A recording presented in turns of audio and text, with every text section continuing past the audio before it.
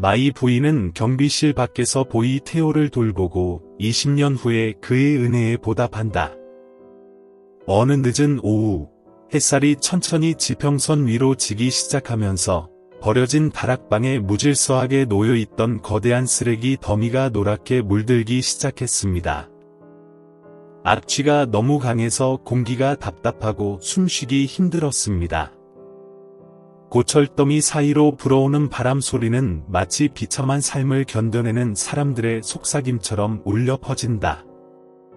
60세 정도의 마이 부인은 몸이 가늘고 수년간의 고된 노동으로 어깨가 굽은 채 큰 쓰레기 더미를 뒤지고 있었습니다. 그녀는 낡고 퇴색된 아오바바를 입고 낡은 장갑을 끼고 맥주캔과 플라스틱 병을 조심스럽게 주워서 낡은 자루에 넣었다.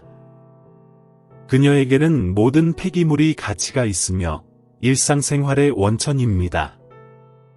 갑자기 어지러운 다락방의 시끄러운 분위기 속에서 약한 외침이 울려 퍼졌습니다.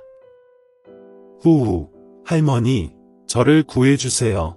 마이 부인은 깜짝 놀라 고개를 들고 눈에 놀라움을 가득 담았습니다.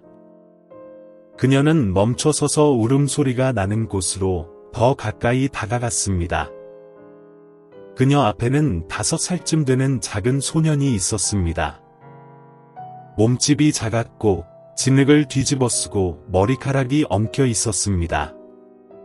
소년은 웅크리고 앉아 팔은 무릎을 껴안고 있었고 눈은 울음으로 인해 빨갛게 부어 있었습니다. 마이 부인은 몸을 숙였고 그녀의 목소리는 부드럽지만 걱정이 가득했다. 내 아이야, 왜 여기에 왔니? 어디서 오셨나요? 당신의 부모님은 어디에 계십니까? 그 소녀는 젖은 눈으로 그녀를 올려다보며 떨리는 목소리로 말했다. 나 모르겠어. 너무 배고프고 너무 추워. 마이 부인은 앉아서 부드럽게 소년의 어깨에 손을 얹었다. 그녀는 그 아이의 깡마르고 허약함을 분명히 느꼈습니다. 작은 몸은 추위에 떨었다. 아직도 집이 없니? 당신의 부모님은 어디에 계십니까? 그녀는 다시 물었는데 그녀의 목소리는 슬픔에 가득 차 있었습니다.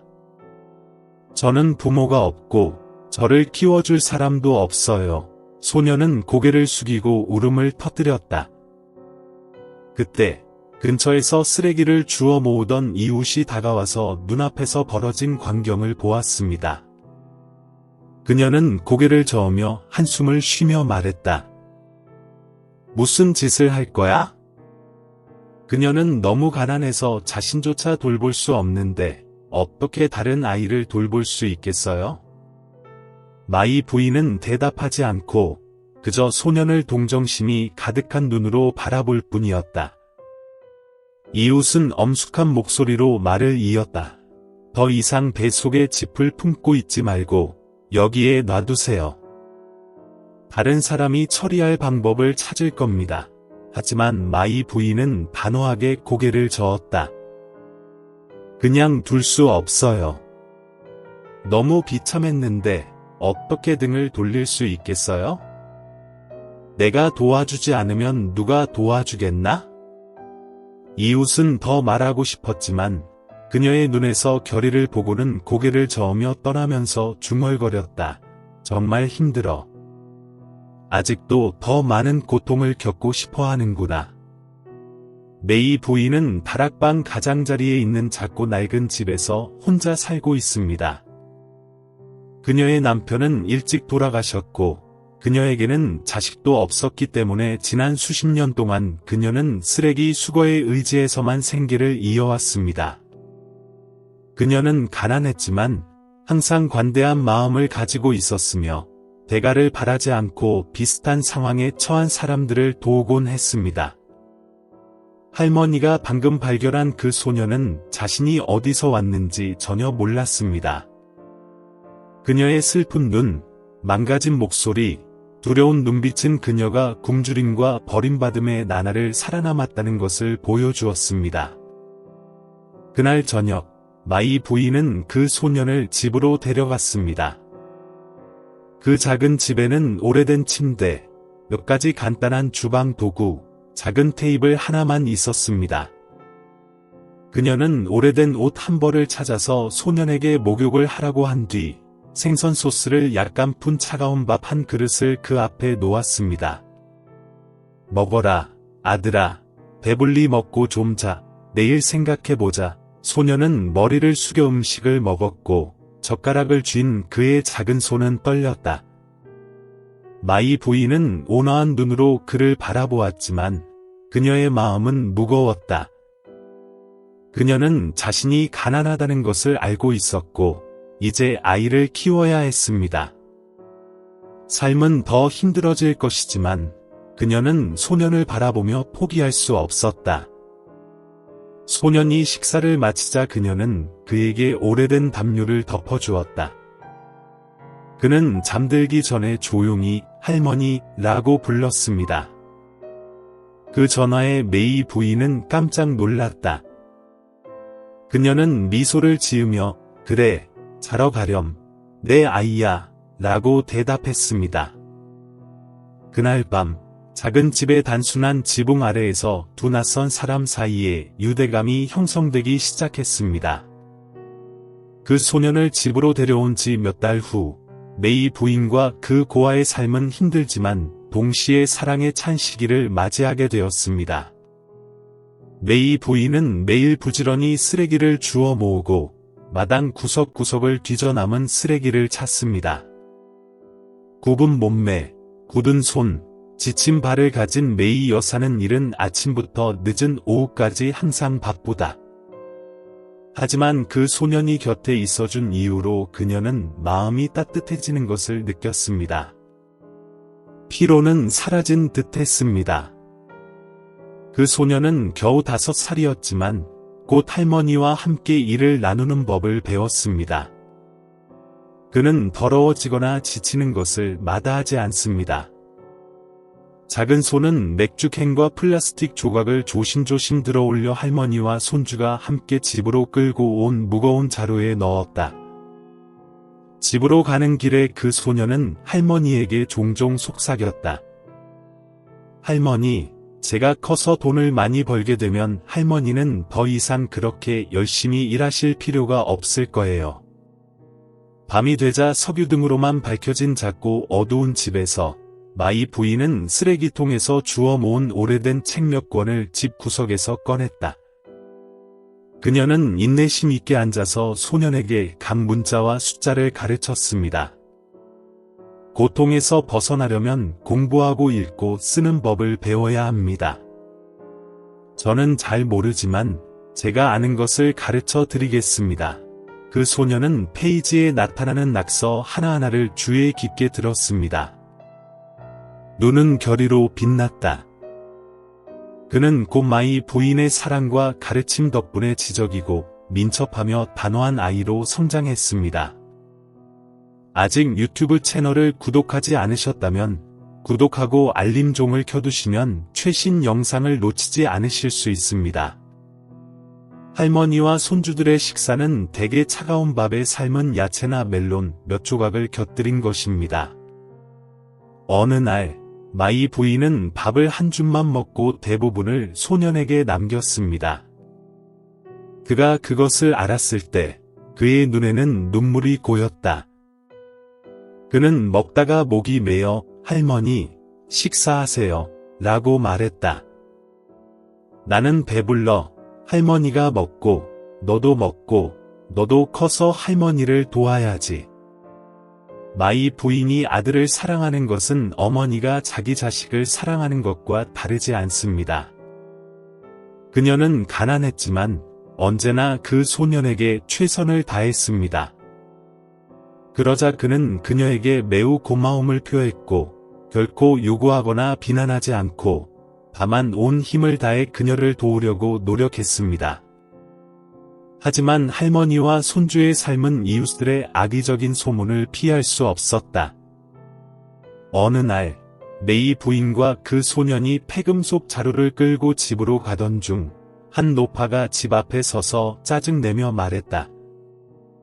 당신은 이렇게 가난하신데 왜 아직도 남을 돌보려고 하세요? 그들을? 그것을 들어올리면 그것이 당신을 기억할까요? 마이 부인은 대답하지 않고 단지 부드럽게 미소 지었다. 집으로 돌아온 후 그녀는 소년에게 다정하게 말했다. 사람들이 하는 말 때문에 슬퍼하지 마세요. 내가 갚을 필요는 없어. 그저 내가 자라서 친절하고 착하게 살면 돼. 그러면 내가 만족할 거야. 소년은 메이 부인을 꼭 껴안았고 그의 눈은 결의로 빛났다. 그는 부드럽지만 단호하게 말했습니다. 메이 부인, 안심하세요. 절대 실망시키지 않을 거예요. 힘든 시절은 지났지만 수많은 어려움 속에서 할머니와 손주는 작고 사랑스러운 가족을 이루며 격동의 삶 속에 따뜻한 빗줄기를 만들어냈습니다. 그의 연말 어느 날 밤, 큰 폭풍이 몰아쳤습니다. 하늘은 새까맣게 어두웠고 비가 억수같이 쏟아졌습니다. 바람이 너무 세차게 울부짖어서 모든 것을 날려버리고 싶어 하는 것 같다. 할머니와 손주가 임시로 지은 집이 강풍에 흔들렸다.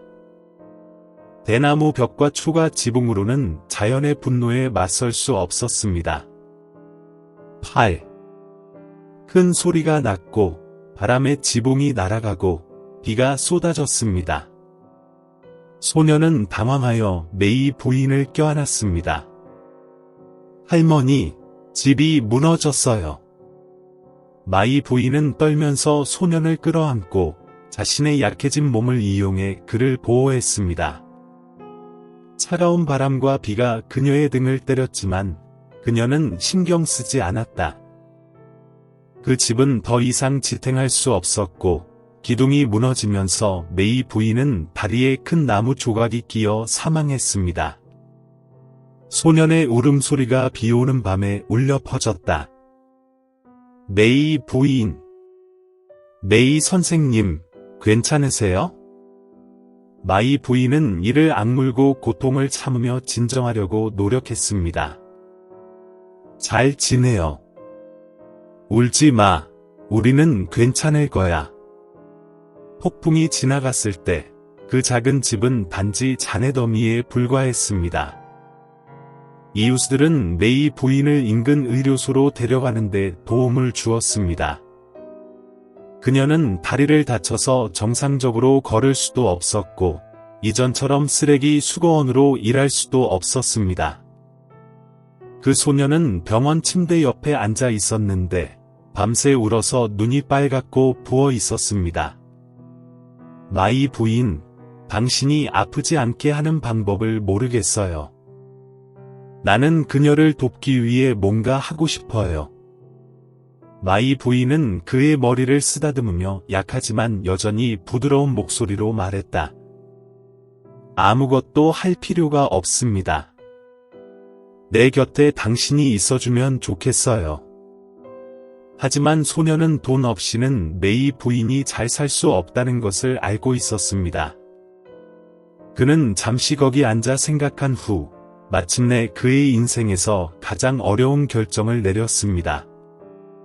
마이 부인, 저는 도시로 일하러 갈게요. 저는 많은 돈을 벌어서 할머니를 돌보고 집을 다시 지어드리러 돌아올게요. 마이 부인은 깜짝 놀랐고 그녀의 눈에는 눈물이 고였습니다. 아니, 너는 너무 어려. 도시에서 혼자 사는 건 어떻게 가능할까? 그녀는 나를 어디에도 보내지 않아요. 하지만 그 소녀는 비록 어리기는 했지만 그 어느 때보다도 더 큰 결의를 눈빛에 담고 있었습니다. 그는 그녀의 손을 꽉 잡았다. 마이 부인, 저는 아무것도 두렵지 않아요. 그냥 당신이 건강하고 내가 집에 돌아올 때까지 기다려줬으면 좋겠어. 나는 당신을 믿어요. 나는 당신을 실망시키지 않을 것이다. 메이 부인은 가슴이 아팠지만 그 소년이 결심이 굳다는 것을 알았습니다. 그녀는 그를 껴안았고 앙상한 뺨에 눈물이 흘러내렸다. 나한테 잘 살겠다고 약속해야 돼. 자신을 잘 돌보고 누구에게도 괴롭힘을 당하지 마세요. 너무 많은 고통을 겪지 마세요. 아무리 시간이 걸리더라도 꼭 기다릴게요. 다음날 아침, 격렬한 폭풍우가 지나간 후 하늘이 맑아졌습니다. 그 소녀는 어깨에 작은 가방을 메고 있었고, 가방 안에는 메이 부인이 챙긴 헌 옷 몇 벌만 들어 있었습니다. 그는 무너진 집 앞에 서서 고개를 깊이 숙였고 눈물이 흘러내렸습니다. 아직 유튜브 채널을 구독하지 않으셨다면 구독하고 알림종을 켜두시면 최신 영상을 놓치지 않으실 수 있습니다. 마이 부인, 저를 기다려주세요. 나는 꼭 많은 돈을 가지고 돌아와서 당신을 위해 새 집을 짓겠습니다. 마이 부인은 지팡이에 기대어 앉아 있었는데 다리가 아파서 많이 걸을 수가 없었다. 그녀는 고개를 끄덕이며 가슴이 아팠음에도 불구하고 미소를 지으려고 노력했다. 나는 당신을 기다릴 것입니다. 조심해서 운전하세요, 아들아. 당신은 그녀의 유일한 희망이에요. 소녀는 뒤돌아볼 생각도 없이 돌아섰다. 그가 내딛는 한 걸음 한 걸음은 마치 수천 파운드의 무게처럼 느껴졌지만 그의 가슴 속에는 결의의 불길이 타올랐습니다. 그는 그녀와의 약속을 지키기 위해 모든 것을 할 것입니다. 마이 부인은 소년의 작은 모습이 점점 멀리 사라지는 것을 지켜보다가 마침내 지평선 위로 사라졌다. 그녀는 눈물을 닦으며 마음속으로 조용히 기도했습니다. 하느님, 축복해 주세요. 그는 너무 젊은데 평생을 스스로 짊어져야 했습니다. 그래서 그날부터 할머니와 손주는 떨어져 지내야 했습니다. 한 사람은 망가진 집과 지친 기다림의 나날을 보내야 합니다. 한 사람은 언젠가 재회할 수 있다는 희망과 꿈을 모두 가지고 떠났습니다. 어깨에 작은 가방을 메고 결의에 찬 눈빛으로 빛나는 소녀는 대도시로 들어섰다. 그가 아는 것과는 완전히 다른 세상이었다. 높은 빌딩, 교통체증, 밝은 불빛. 밤은 그를 놀라게 했고 약간 부끄러워하게 했다. 초창기에는 그는 일자리를 찾아 돌아다녔습니다.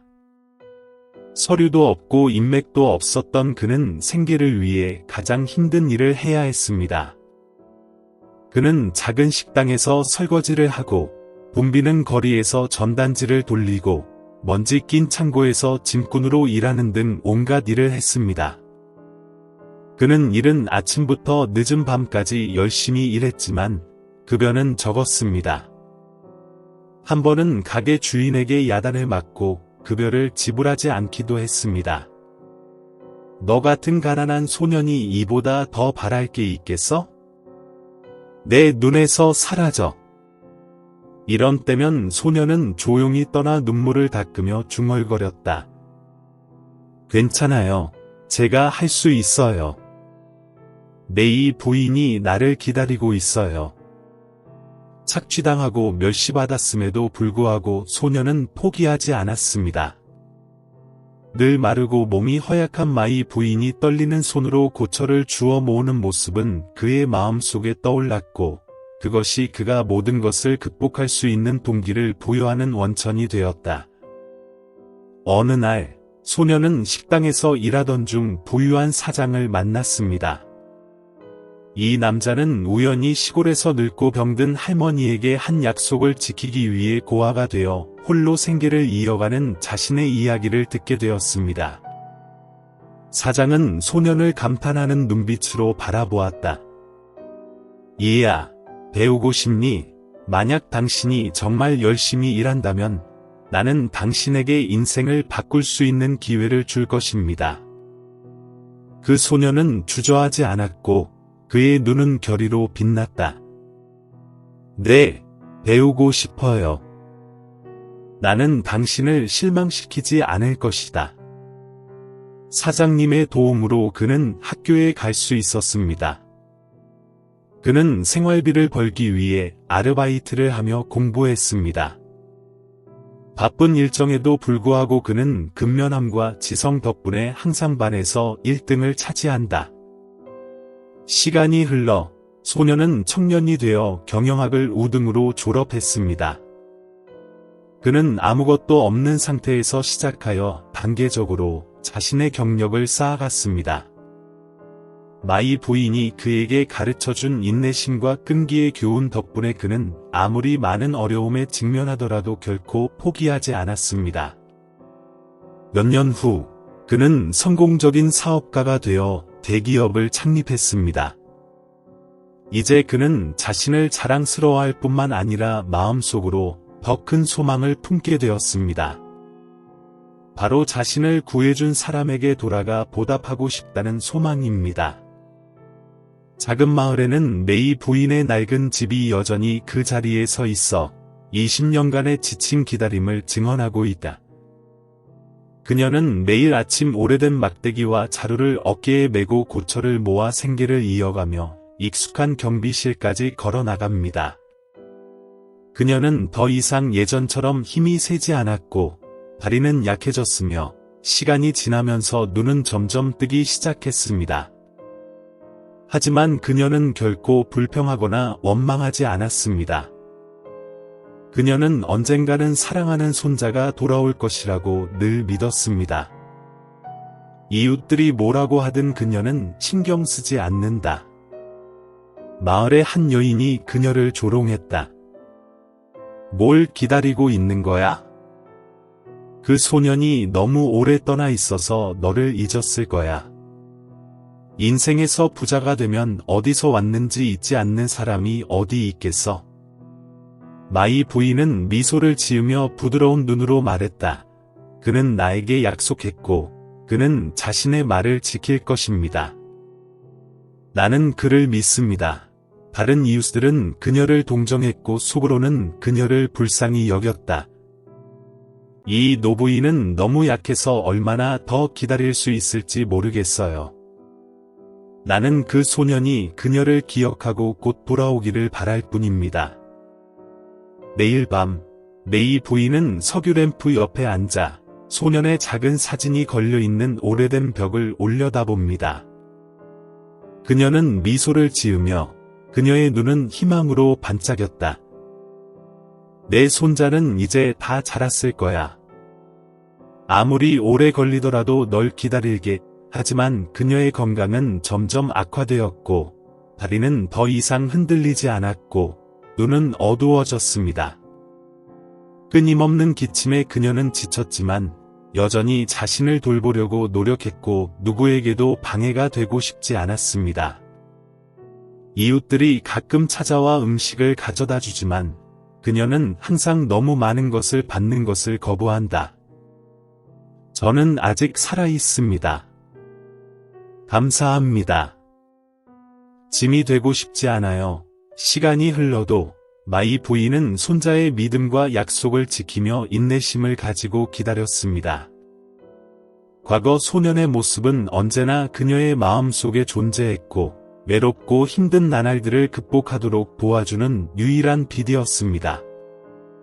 마이 여사가 한때 돌보았던 손자에 대한 이야기가 동네에서 화제가 되었습니다. 어떤 사람들은 그녀를 존경했고 어떤 사람들은 회의적이었지만 메이 부인은 신경 쓰지 않았습니다. 그녀는 재회할 날이 오리라는 것을 알고 있었지만 언제인지는 몰랐다. 그날 오후 평화로운 작은 마을은 갑자기 호화로운 자동차 행렬의 소리로 북적거렸습니다. 가난한 동네로 이어지는 작은 골목길 앞에 반짝이는 검은색 차들이 잇따라 멈춰 섰습니다. 마을 사람들은 호기심과 놀라움으로 가득 찬 눈으로 달려나왔습니다. 그들은 이런 광경을 본 적이 없었다. 진흙으로 길이 덮인 곳 한가운데에 고급 차들이 서 있고 비뚤어진 집들이 빽빽이 늘어서 있는 광경이었다. 앞차에서 한 남자가 내려왔다. 그는 어울리지 않는 검은색 정장, 반짝이는 가죽 구두, 큰 키, 자신감 넘치는 태도를 보였지만 그의 눈은 걱정과 그리움으로 가득 차 있었습니다. 아직 유튜브 채널을 구독하지 않으셨다면 구독하고 알림종을 켜두시면 최신 영상을 놓치지 않으실 수 있습니다. 누구야? 왜 낯익어 보여? 이웃이 속삭였다. 그 남자는 다가가서 근처에 서 있던 노인에게 물었다. 선생님, 저는 메이 부인의 집을 찾고 있습니다. 그녀는 이 골목 끝에 혼자 살고 있습니다. 그녀는 괜찮습니까? 사람들은 친숙한 목소리를 알아듣고 놀랐다. 한 여성이 재빨리 외쳤다. 이전에 나왔던 그 남자아이야. 세상에, 그 남자가 돌아왔어. 이제 정말 세련된 사람이 되었어. 그 남자는 주변에서 들리는 수군거림을 무시한 채 골목 끝에 있는 작은 집을 향해 빠르게 걸어갔다. 20년 전과 크게 다르지 않은, 아직도 똑같은 오래된 집이었습니다. 그는 메이 부인의 낯익은 모습, 이상하고 나이 많은 모습을 보고 감정을 억제할 수 없었다. 그는 그녀 앞에 무릎을 꿇고 목이 메어 마이 부인, 왔어요. 너무 오래 기다리게 해서 미안해요. 라고 말했습니다. 마이 부인은 고개를 들었고 그녀의 눈은 흐릿했지만 그녀는 여전히 그녀의 손자를 알아보았습니다. 그녀는 그의 얼굴을 만지려고 손을 내밀면서 떨었다. 여기 있잖아. 내가 약속을 지킬 거라는 걸 알았어. 내가 돌아와서 다행이야. 다행이야. 할머니와 손자는 서로를 껴안았고 어른의 눈물과 허약한 늙은 메이 부인의 눈물이 뒤섞였다. 이웃들은 아무 말도 없이 그냥 서 있었다. 예전에는 메이 부인을 비웃고 거친 말을 하던 사람들이 이제는 그저 그 자리에 서서 당혹스러움에 가득 찬 눈으로 바라보고 있을 뿐이었다. 한 여성이 고개를 숙이고 속삭였다. 우리는 틀렸어요. 그녀는 항상 그를 믿었고 이제 그는 정말 돌아왔고 정말 성공적이에요.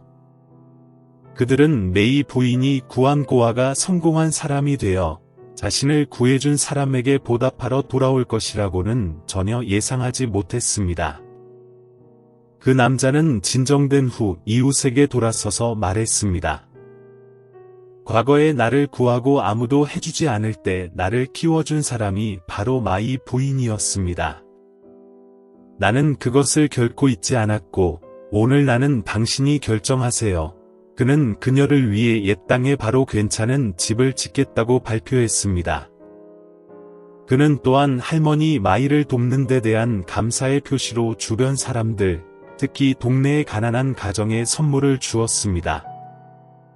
그의 행동은 동네 전체에 영향을 미쳤습니다. 마을의 한 노인이 외쳤다. 이 소녀는 정말 사랑과 충성심이 강한 남자다. 그 노부인은 정말 올바른 씨앗을 뿌렸다. 그 후 며칠 동안 마이 부인을 위한 새 집을 짓기 위해 건설팀이 동원되었습니다. 더 이상 허름한 집이 아니라 넓고 가구가 완비된 집입니다.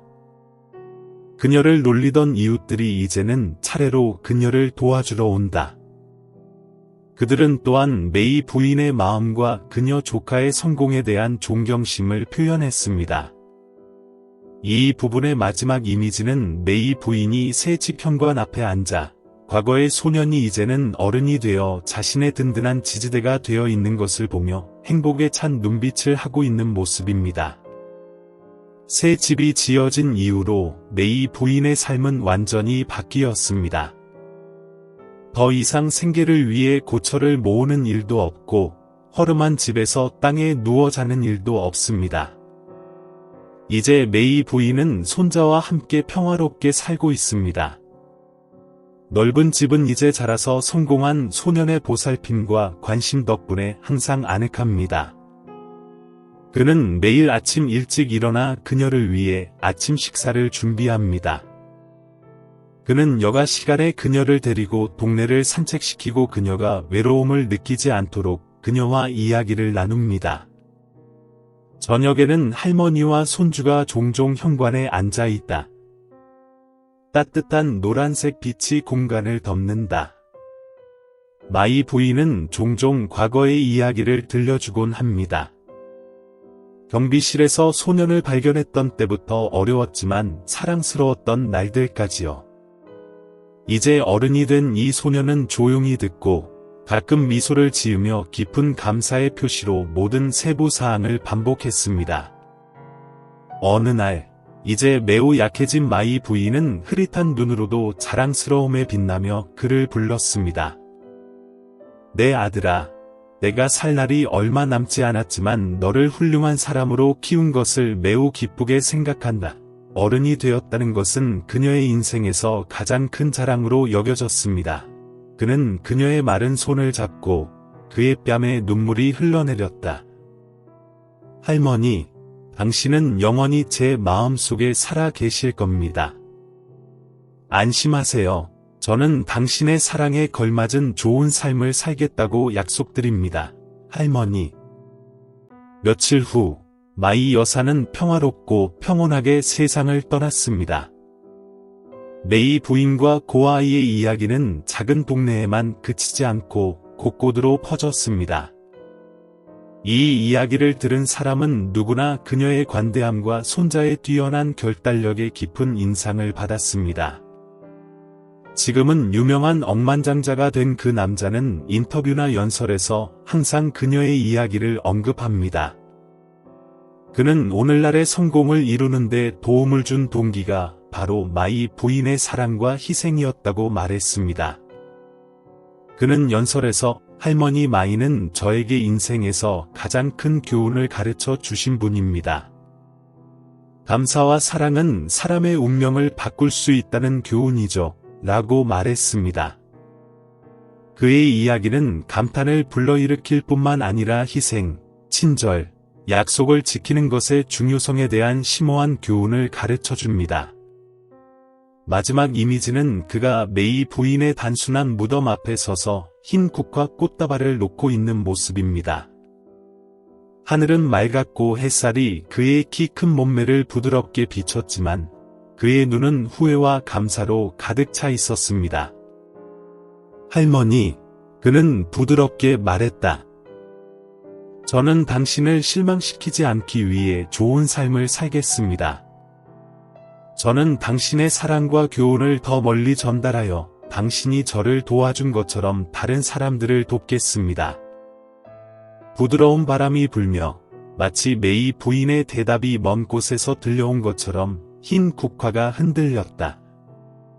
할머니와 손주 사이의 사랑, 친절, 감사에 대한 감동적인 이야기를 읽어주셔서 감사합니다.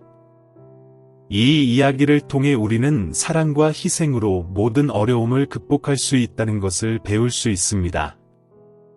이런 의미 있는 이야기를 좋아하신다면 좋아요를 눌러주시고 공유해주시면 더 많은 사람들에게 좋은 메시지를 전파할 수 있을 겁니다.